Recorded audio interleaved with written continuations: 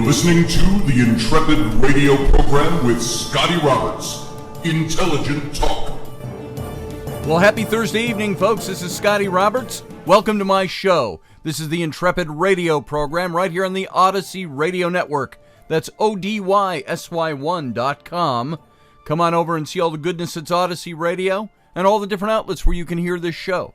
You can also come over to my YouTube channel, as you know, and maybe if you're new here, you don't know this. Come on over to youtube.com/Mr. Scotty Roberts. And come on over and see this show in its video simulcast, and you can join the live chat room going on right now as we're speaking, and you can join that join that conversation now. All right. Sometimes that just happens. And you know what? I'm a human being, so we're just going to let that slip and not edit it out. So I just belched on air. How classy is that? How amazing is that you can hear that? And, of course, it wasn't a big blat type of a belch, just a little intake of air belch. And so I hope you enjoyed that. I'm not going to edit it out. I'm not going to go back, and for those of you listening now, you heard it. There it is. There it was. And but I'm not going to make anything big of that now that I have. So welcome here to the show tonight. I appreciate your being here. I had a good time doing the live episode last night. We're going to start doing more of that. I keep promising that. I've been promising that for months. We're going to get set up here very quickly. Even the network, Odyssey Radio, has said, how can we get this all set up so you can do the live broadcast and broadcast live to the network at the same time? So we're going to do that. Right now, what you're watching is a recorded show just a couple of hours ago from when you're watching this live. So I hope you're enjoying this. I am there in the chat room. I am present. Even though this show is pre-recorded just a couple of hours early, I don't do that because I don't want to go live. I do that because it's the best way and the only way at the moment where I can get this show out to both the network and to my video simulcast. So enjoy this. I'm right there in the chat room. Come on over and talk to me, and I will guide you in type through the show tonight if need be. So thank you for being here today. Of course, the big thing on our minds is the thing that I don't like to talk politics on this channel, and I've said it over and over and over and over again. I hit political points now and then, but mostly because it's current events and it's things that need to be talked about, and I don't spend whole episodes on it until the election. The election was big. Had it been a clear-cut election, I would have just said, hey, this is how the election went. Trump won it or Biden won it. Here's the deal. But because of the kind of election this has been, all the controversy around it, all the controversy going into it, this has been an election I think that we really needed to spend some time on, because now, 2 days later, it's still not decided. It might look a certain way, but we still don't know this yet. As of this morning, Trump still could have taken the presidency if he wins 4 of the states, and it's combinations of this or that or the other thing. And right now, they still haven't called any of these states. And in Pennsylvania, you're wondering, what's the big holdup? What's the lawsuit? Why is Trump doing this? It's because we've mentioned this a couple of times now, the states have a right to set their own election laws. We have a federal election for federal office of the nation, the president, but at the same time, the states have a right to set up their own rules. But those rules have to fall under constitutional law. One of the rules is you have to vote on voting day. You can't vote past voting day. And if there are mail-in ballots or absentee ballots, those all have to have been postmarked on the day of the election, not the day after, not 2 days after. This is the problem with some of those. A lot of the votes being counted are illegal votes by the process, by the law set up in the Constitution, which says you have to vote on voting day. even if it's dropping off or mailing, having postmarked your ballot on Election Day, not the day after. And there's a ton of ballots, thousands upon thousands of ballots, especially in Pennsylvania right now, that were not postmarked until Wednesday after midnight. And that makes them non-valid ballots. And you might say, well, the will of the people still needs to be heard. Maybe so. But remember, as we talked about yesterday, we are not a capital D democracy. Capital D. There you go. We are not a capital D democracy. We are a republic. We are a representative republic. We are a constitutionally limited republic, meaning our republic is limited by the laws set forward in the Constitution. And we are representative, meaning it isn't just one man, one woman, one whatever, one individual, one vote. There is an electoral college put in place to make sure there is representation for everyone. We all are really familiar with the no taxation without representation, but there should be no voting without representation as well. You can cast your vote, but it has to be cast within the law, even if it's just procedural law. There has to be an adherence to law, especially when you're dealing with millions upon millions of people in this nation. So, that's what's being done right now. And right now, I'm looking, I got the news story right in front of me. Trump team confronts the Philadelphia officials for violating a judge's election order. Now, the Trump campaign won a massive legal battle today. Just today, allowing Republican observers to be 6 feet from the ballot counting process in the really hotly contested state of Pennsylvania. And previously, observers were pushed back from 16 to 100 feet away from the ballot counting process. Now, is that constitutional? Shouldn't it be observed? It's an election of the people. These are observers. Now, the legal order, however, is not being effectively enforced. Former Florida Attorney General Pam Bondi argued. And while they pushed barricades around the ballot counting to 6 feet away from the tables, she said the ballot machines had been pushed to the back of the room, far beyond the 6-foot barrier outlined in the legal ruling.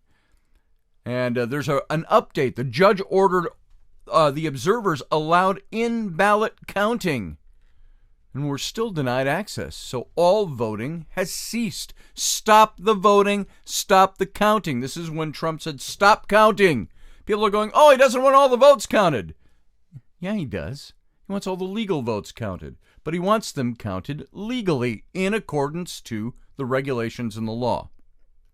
And so Bondi said, we plan on entering that building right now and legally observing. If there's one illegal vote cast, it takes away from great men and women of Pennsylvania who came out and issued a legal vote. And so, adding an update, nearly 2 hours later, Bondi claimed, this is a joke. They moved the fence up, but moved the ballot machines back. And this is offensive to the people of Pennsylvania. Maybe not some of you, but many of them. Corey Lewandowski later posted a video of Bondi and himself speaking with a private lawyer working on behalf of the city about the order. Here in Philadelphia with former Democratic candidate for judge Michelle Hangley, who's paid for by taxpayer money, while refusing to allow us to meaningfully observe a court order, he captioned the video, ask why. And in the video, Hangley contends they are not violating the order. And the order being flagrantly ignored by the Democratic administration, lawyer Ron Coleman argued, that they're ignoring the order and while appealing to the Pennsylvania Supreme Court, even though there's no stay in place. He said, now this is what the order says. I've got it right here. I've seen a picture of the order right here. It says, in the Commonwealth Court of Pennsylvania, and the case RE Canvassing Observation, and the appeal of Donald J. Trump for President Inc. And it's number 1094 CD 2020. The order says this, and now, November 5th, 2020, upon review of arguments contained in briefs submitted by Donald J. Trump for President Inc., appellant, and the Philadelphia County Board of Elections and the Pennsylvania Democratic Party, it is hereby ordered that the November 4th, 2020 order of the Court of Common Pleas of Philadelphia County, the trial court, denying appellant's oral motion to allow closer observation on the canvassing of ballots is reversed. The matter is remanded to the trial court to enter an order no later than 10:30 a.m. today. That's today, the 5th, Thursday. Now, effective immediately, requiring that all candidates, watchers, or candidate representatives be permitted to be present for the canvassing process, pursuant to 25 PS 2650 and or 25 PS 3146.8, and be permitted to observe all aspects of the canvassing process within 6 feet, while adhering to all COVID-19 protocols, including wearing masks and maintaining social distancing. Opinion to follow. Now, that's the order as it was put out, and that order is not being adhered to when they move all the machines back 100 feet, so on. So this is what's going on in Pennsylvania right now. Now, Pennsylvania, the current state of Pennsylvania, let's just take a look. I can call this up for you right now. And right here, Biden is still sitting presently, right now, on the afternoon of the 5th of November, 2 days later than the election. Biden's still sitting at 264 electoral votes. Trump at 214. 270 are needed in order to win the presidency. And it's funny, the left, who wants to abolish the and bellyached and caterwauled about the Electoral College all through Trump's presidency, now are hinging greatly on whether or not Biden's going to get 270 electoral votes. And you know what? And that's okay, because that is what the Constitution allows. That is the way our voting is supposed to take place for federal elections.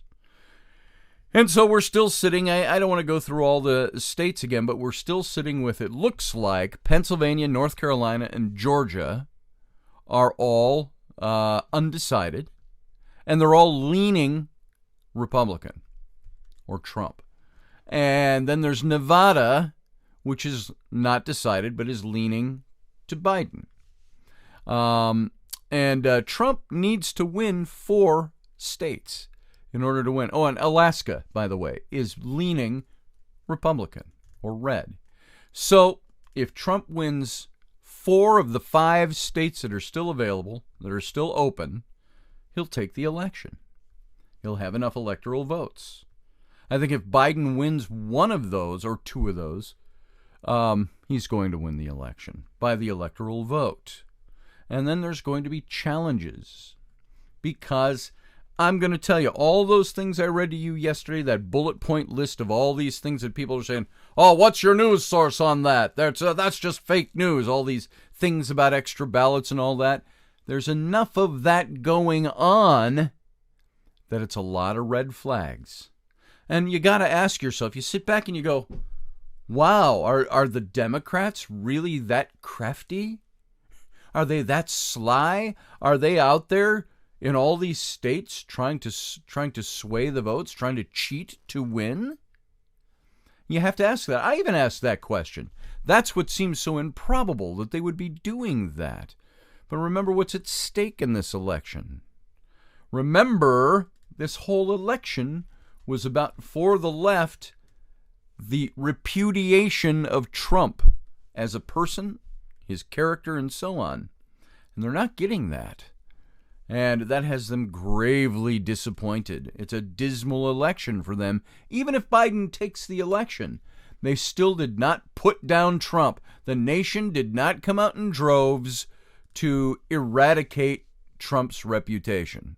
They did not come out in droves to vote against Trump. you've got basically, roughly, the same kind of split you had between Trump and Hillary. The nation's divided in half. You got half the country that supports the left and half the country that supports the right. Now, that's not such an oddball thing. You got two entities that exist, the left and the right, Republicans and Democrats. And so when you got half the nation going for one, half going for the other, you got a lot of work to do to win anybody over to your side, either side of that equation. And so the elections have really given us one big message. Even though as of this moment, we still, and I'll tell you, this is the time of day I'm recording. It's 3:36 p.m. Central Standard Time, which would be 4:36 p.m. Eastern Time, 1:36 out west.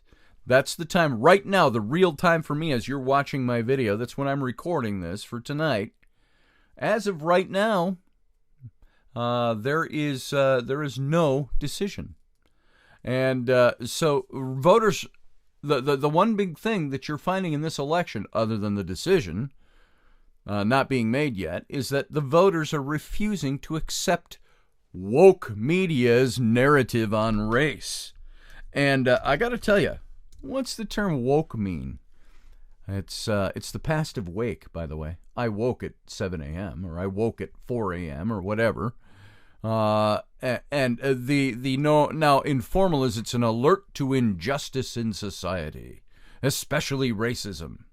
We need to stay angry and stay woke.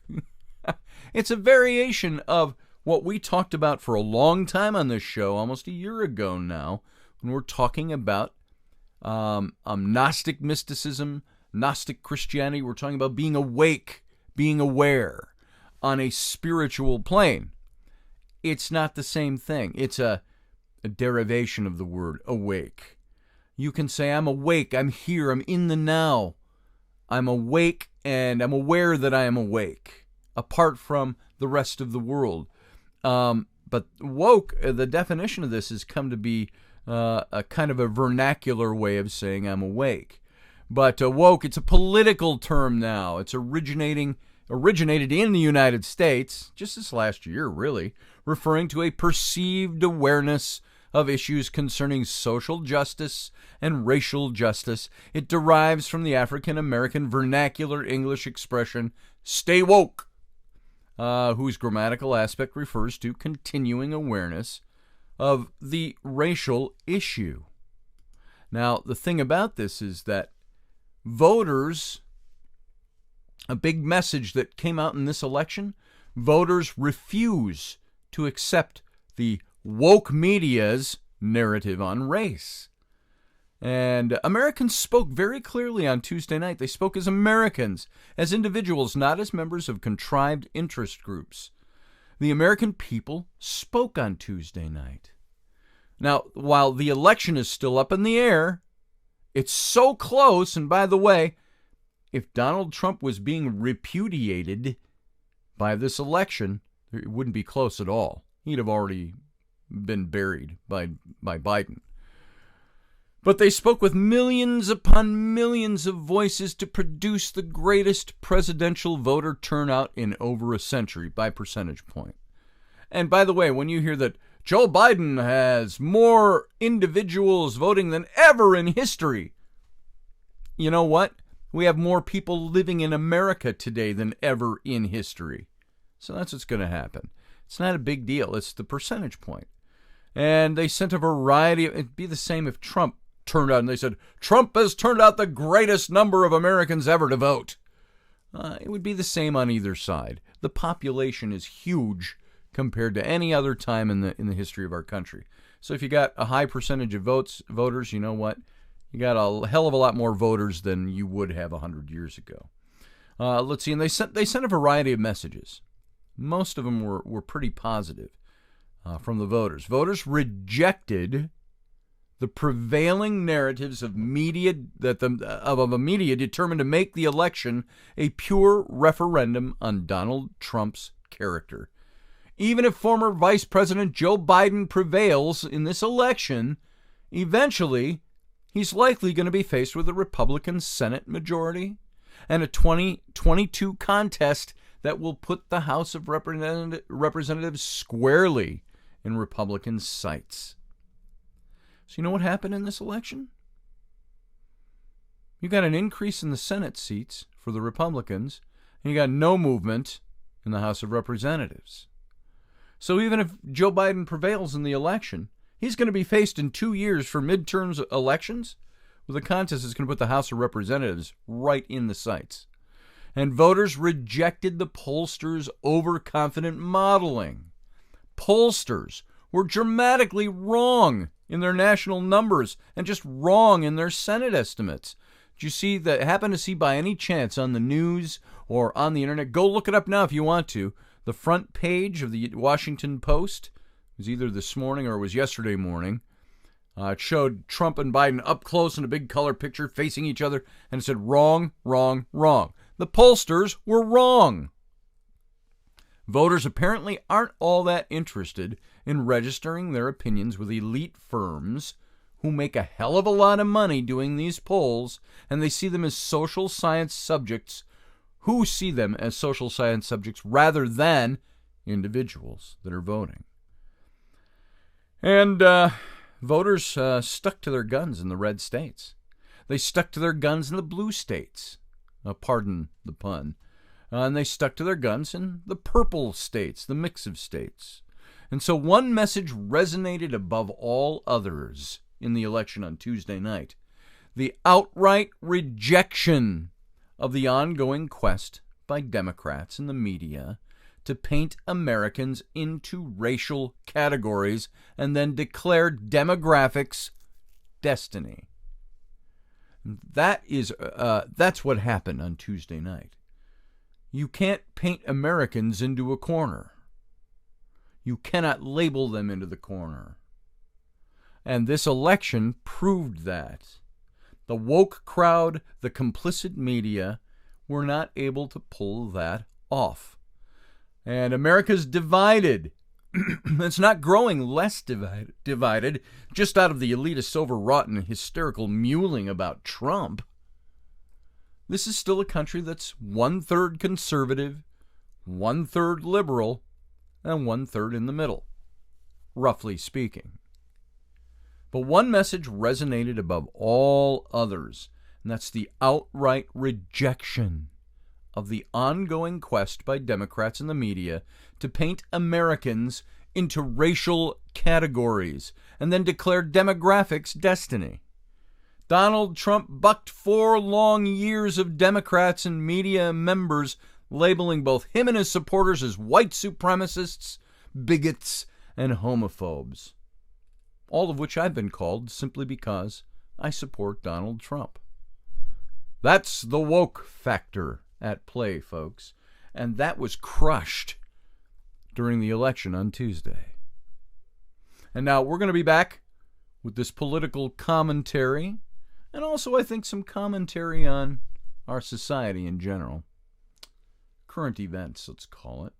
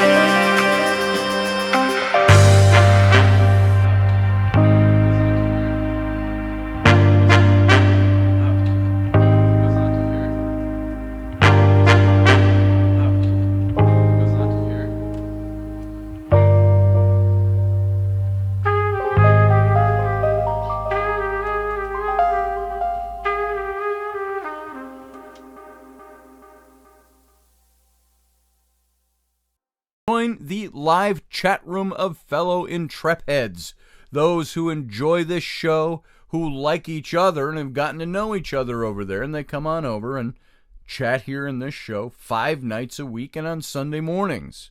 So come on over to youtube.com/Mr., all spelled out, Scotty Roberts. Watch my facial expressions while joining the live chat room going on right now. And the discussion always is, it's lively. And so come on over and join those people. Maybe meet some new people. If you want to just listen, you can listen. That's okay. If you want to come over and join the chat room, get to know some people, do that as well. And I just want to announce again, because it's coming, I hope to have it launching by this weekend, is my new YouTube membership. And all that is if you're already over watching this show, the shows are always, daily show is always going to be no charge to you. It's free, it's open to everybody and anybody who wants to come in. But I'm launching my new membership program over on YouTube, where for $1.99 and $4.99, and we'll probably have one more level, you're going to be able to join this program and get some great perks, extra shows, extra things going on, things that you will get that hopefully will be good for you and enjoyable for you, that are extra and above and beyond the daily show. So come on over and check out the channel if you haven't already. And those of you already here, we got those memberships coming. And all that's going to do, you know what it's going to do for me? Helps me generate a little revenue for the show, and at the same time gives you something a little more special. You get ownership. You hear all that stuff about ownership nowadays. Ownership, you're the owner. You're the one who gets to enjoy some of these benefits. So I'll tell you more as that comes.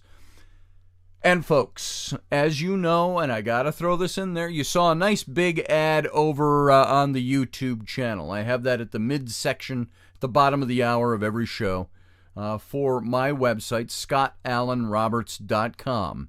If you're just listening, or if you're just hearing my voice, if you're watching this, what I do for a living, this show doesn't keep the roof over my head, doesn't put food on the table. This show is something from my heart to your heart. It would be nice, lovely, if all I had to do for a living was this show. You'd see a whole lot of differences. You might see new sets and stuff like that. But there'd be a whole lot more put into it, as I could afford to spend the time and effort to do that. Right now, you're just hearing my voice. And if this was my living, it'd be a little different. But it's not. My living is, I'm a graphic designer. I'm an artist. I'm an illustrator. I'm a designer. I'm an art director, a creative director, a photographer. These are all things that I do. And so come on over to my website, scottallenroberts.com. Scott with 2 T's. Allen is A-L-A-N, Roberts.com. You can go take a look. If you're just listening to the show, go take a look now. You can click on the link. If you're over in the YouTube channel, you might see Master Finn, Matt Finn, put the link up, or somebody will throw the link up there, or I might. And you can go take a look at my site and see the kind of stuff I do, the kind of work I do. I illustrate books. I illustrate kids' books. I design books, interiors. I design the covers of books. I do logo design, corporate identity design, brochures, websites, all of that stuff that you would lump together. And you know what? I've been doing this for 40 years. And so I know what I'm doing, and I bring a little bit of expertise to the table. So if you need something creatively, I'm the guy you talk to. Go over to my website and check it out. And thank you in advance for doing that. And now let's get back into what we were talking about when we left off at the at the end of the first segment. And right now, what do we got? We got about 20 minutes left before we've got to start wrapping the show. So let's get into this a little bit more. What were we talking about? We were talking about the big takeaways, the big wins from the election. Now, even if you're a Trump supporter, if Trump doesn't win, guys, conservatives, Republicans, you got a lot that happened in this election. There might be disappointment for you if Trump doesn't win the election and win a second term. but that doesn't mean it's death and begrudgery or drudgery and I'm down and life doesn't matter anymore. It's nothing like that. There's a lot of good takeaways from this. If you're a Biden fan, you're either gonna same thing. You're either gonna enjoy the fact that he's won, or you're gonna enjoy the fact that or you're gonna be down in the dumps because he didn't. One of those two is gonna happen this week. And you know what? Life goes on. So you have to look at the election from either point of view that you started. Me, I'm a big Trump supporter. I want to see him win. I'll be disappointed if he doesn't. But there are takeaways that you can live with. And the voters refused to accept the woke media's narrative on race. The election also showed us that the woke media and the woke movement also was not able to convince the American public that Donald Trump doesn't deserve to be president. That he was not repudiated. America's divided, yeah. It's not divided because of Trump. Trump is one of the objects of division, not the creator of division. And so I want you to take that to heart. America's divided, and it's not going to grow less divided just out of the elitists' overwrought and hysterical mewling, as I said in the first hour, about Trump. This is still a country that's divided roughly, if you didn't hear it in the first half, about a third liberal, about a third conservative, and about a third independent, or in the middle, you could call that. And one message resonated above all others during this election on Tuesday night, and that's the outright rejection of the ongoing quest by Democrats and the media, their partners, the communication arm of the Democratic Party, to paint Americans into racial categories and then declare demographics destiny. Donald Trump bucked 4 long, hard years of Democrats and media members labeling both him and his supporters white supremacists, bigots, and homophobes. And that's kind of where I left off at the end of the first half, because as I mentioned, I've been called all of those things by people on the left. But Trump, you got to look at it this way, he refused to be cowed by a media that was determined to paint him as a racist for refusing the faulty premise that America is institutionally bigoted. I don't believe it is. I have resisted that from the first time I heard it. Are there pockets of racism still in this country? Hell yes! Because you know what? Racism is a product of the human heart, the human condition. If somebody's going to be a racist, that's the same. You could say somebody chooses to be a murderer based on human condition. Somebody chooses to do wrong things. All the wrong things humans do are not because of an institution. They're there, and not because of systemic problems in an institution. People make choices. There is individual responsibility.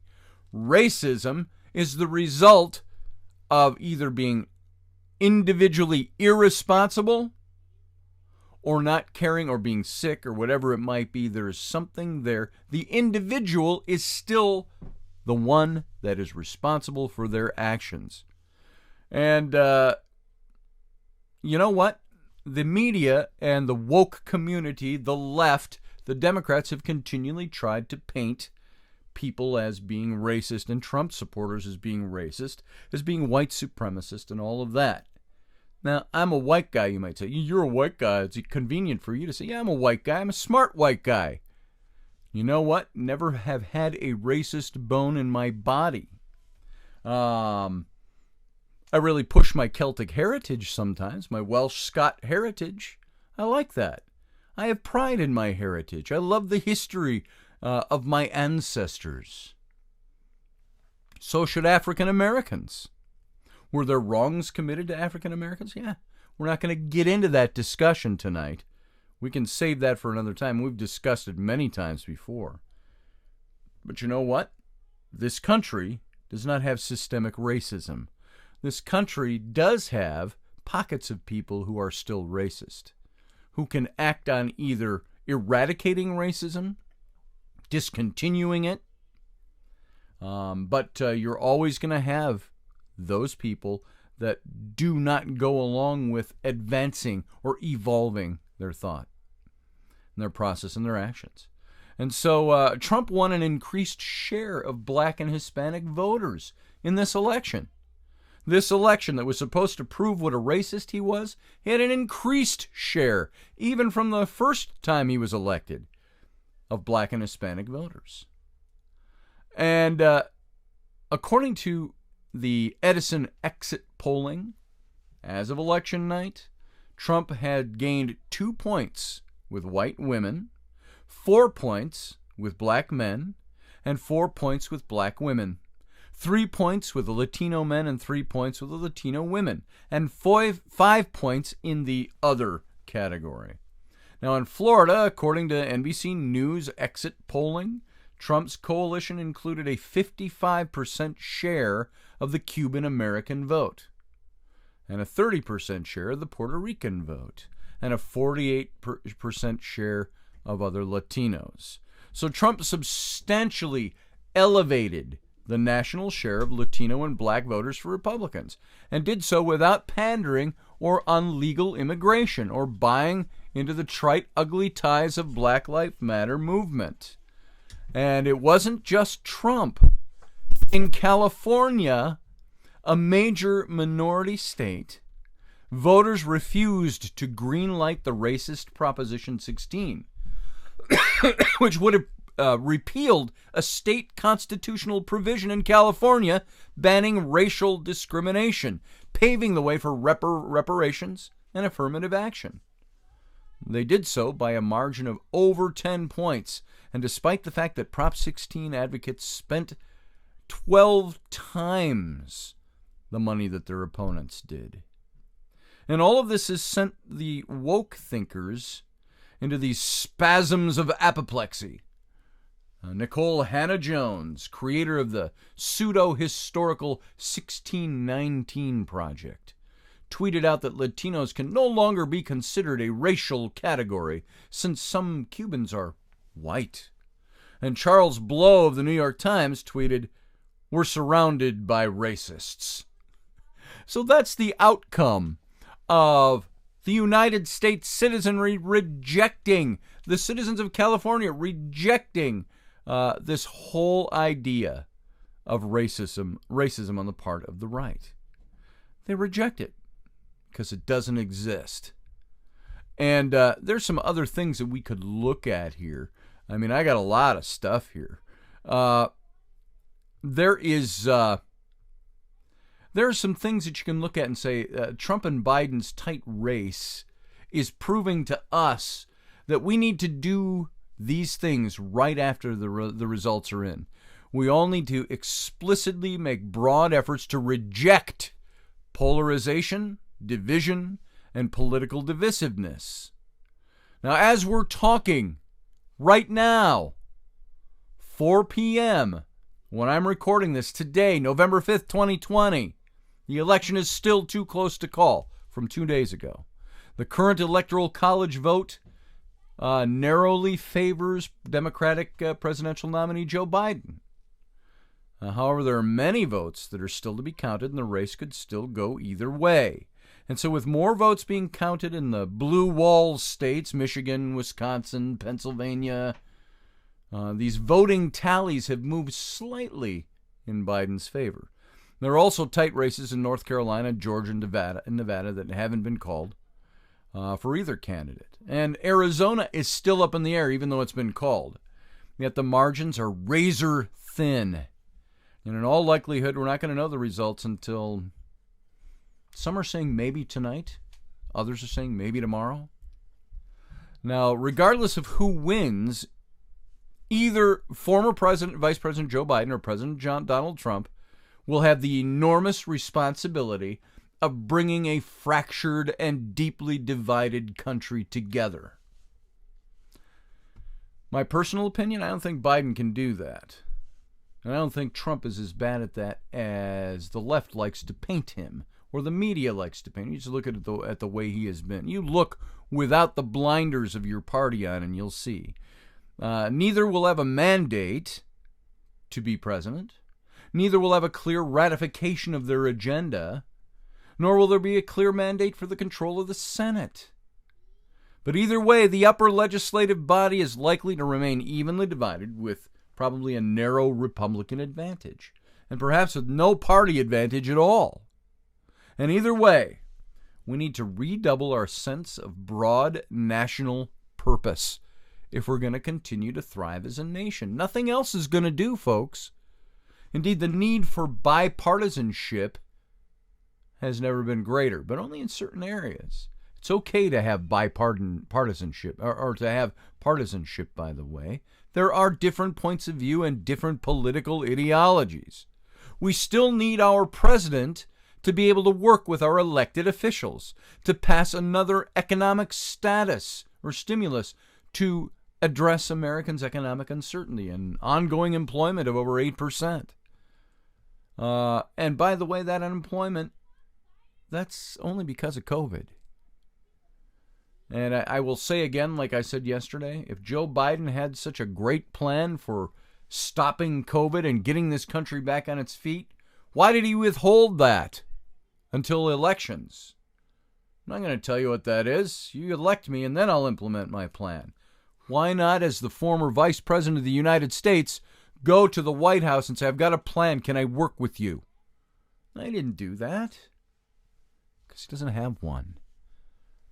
Now, we urgently need to reach some sort of consensus on how we as a nation of people collectively handle the coronavirus, especially as a third wave of infections we're being told that that's looming over our heads.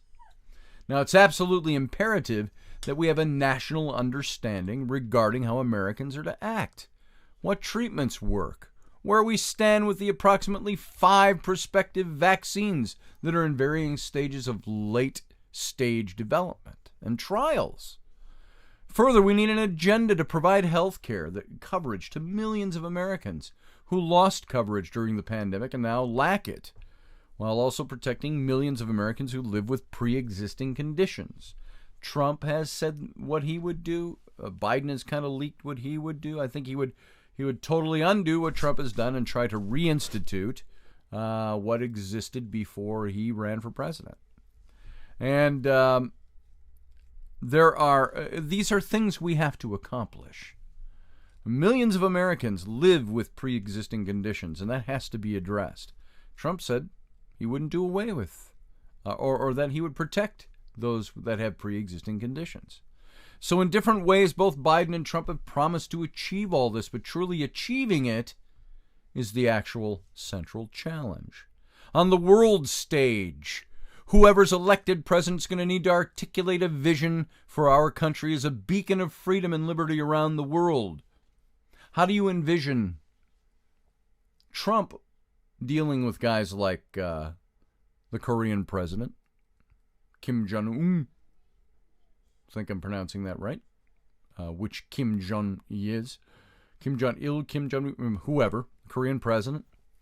Could you see him negotiating with ISIS? Not ISIS, the Middle East, the Palestinians? Can you see Biden in those situations? Negotiating with them. I'm biting my tongue because I have an opinion on that. Well, hell with it. My opinion is I don't think Biden can pull it off. As the world watches this election, who we are as the United States, where we're heading, how we confront our adversaries around the world, remains a fundamental challenge. How do you think Biden will be with Putin? And by the way, all you numbnuts out there that keep wanting to insist Putin runs Trump, you're idiots.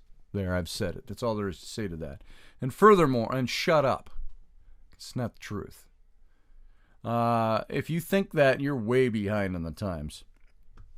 Furthermore, we could be permanently weakened as a nation in ways that could unilaterally reduce our ability to address our own problems and challenges here or globally, depending on who is the person in charge of doing these things. Is Joe Biden going to do it? Or is he going to send his people to do it for him? Finally, whether we're red or blue, north or south, white or people of color, we need to explicitly make broad efforts to reject polarization, division, political divisiveness. And without that, whoever wins isn't going to be able to fully succeed as the president for this nation. And you know what? That is something that we need to continue to work on, is how to eliminate the polarization. And so I got to tell you, those on the left, part of the loving, tolerant, caring, inclusive left, need to really get awake and throw away the wokeness. Same for anybody out there. Wake up. Be awake. According to all these exit pollings, Donald Trump was a hell of a lot more inclusive and gained points with all peoples of color and with women. Trump substantially elevated the national share of the Latino and black voters for Republicans, and did so without pandering on illegal immigration or buying into the trite and ugly lies of the Black Lives Matter movement. Yes, trite and ugly lies of BLM. The Black Lives Matter movement is a lie. It wasn't just Trump, though, who's accomplished this. In California, a minority state voters refused to greenlight the Proposition 16. All of this has sent woke thinkers into these spasms of anger. We're surrounded by racists. And so, and by the way, I'll repeat it again because I think it's worth saying. Nicole Hannah-Jones, who created the pseudo-historical 1619 Project, tweeted out that Latinos can no longer be considered a racial category, since some Cubans are white. Like white isn't a race. So, actually, Hannah-Jones and Blow aren't surrounded by racists at all. They're surrounded by people who reject racism and reject the implicitly racist belief that ethnicity ought to dictate voting patterns. Whatever race you are shouldn't dictate your voting pattern. You should reject racism. When everything is racist, nothing is racist. So all of this is kind of excellent news about the election. Americans spoke Tuesday night. They spoke as Americans, as individuals, not as members of contrived interest groups, and that's certainly worth celebrating, because they rejected the notions of one side's ongoing quest to delegitimize Donald Trump as a person. And there's a lot more. There's a lot of other things I want to look into here. I want to look into another thing that we looked at. We're talking about doing away with this divisiveness, resolving coronavirus. I'm not a scientist. I can't really answer for you what's really going on with coronavirus. But I kept hearing Joe Biden through the whole campaign talk about how Trump has done a horrible job and his plan will be so much better. I would like to know what that plan is. We're all sorry we have to wait until after to see if he's getting elected or not, to whether he's going to share that with us. One thing is for sure, he's going to lock you down. He's going to lock down the United States. That's his goal. Now, that wouldn't happen until after January, so let's see what happens with coronavirus.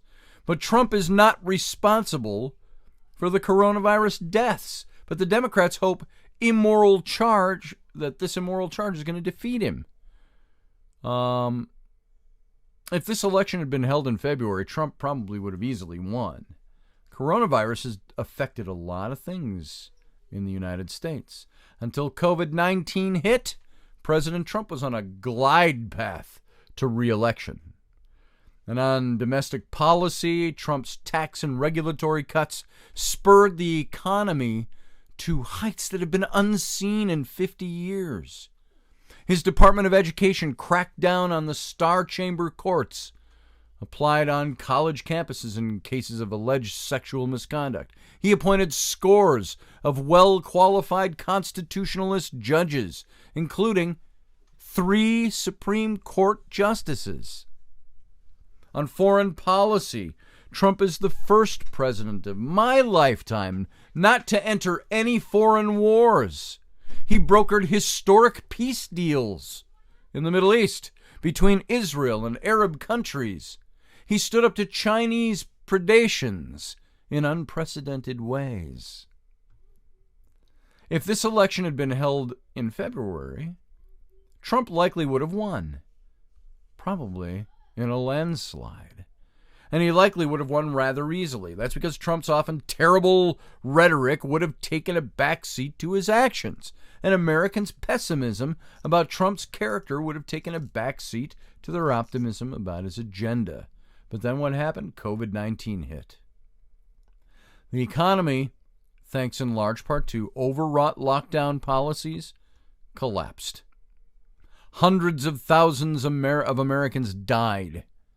Trump's rhetorical blunders took on this renewed seriousness as Americans looked for steady leadership and instead found the usual Trumpian stew of bloviation and exaggeration and ire. And COVID-19 has become the Democrats' chief electioneering ploy. Notice that? This grave thing that happened to our country and is happening around the world became the electioneering ploy of the left. Their argument is patently wrong and patently immoral. It's an argument repeated ad nauseum by presidential nominee, Vice President Joe Biden, maybe the President of the United States within a day or two. And is, at least the elect. And former Vice President Joe Biden and his running mate, Senator Kamala Harris of California, as well as their allies in the media, are all part of this. The argument expressed by Biden is this: 220,000 Americans dead. Anyone who's responsible for that many deaths should not remain as President of the United States of America. But of course, Donald Trump isn't responsible for those deaths. Trump should have spoken sooner about wearing masks. He should have acted with more alacrity in developing testing. But COVID-19 is spread throughout the world, killing thousands upon thousands, and it's now spreading nearly unchecked through Europe, where lockdowns and masking have been prevalent for months prior to this. Democratic governors praised Trump for giving the ventilators and personal protection equipment they sought. The White House's Operation Warp Speed has accelerated the development of vaccine in historically unprecedented ways. The hardest hit states in terms of death per millions were nearly all states with governors who did not follow Trump's preferred anti-lockdown policies.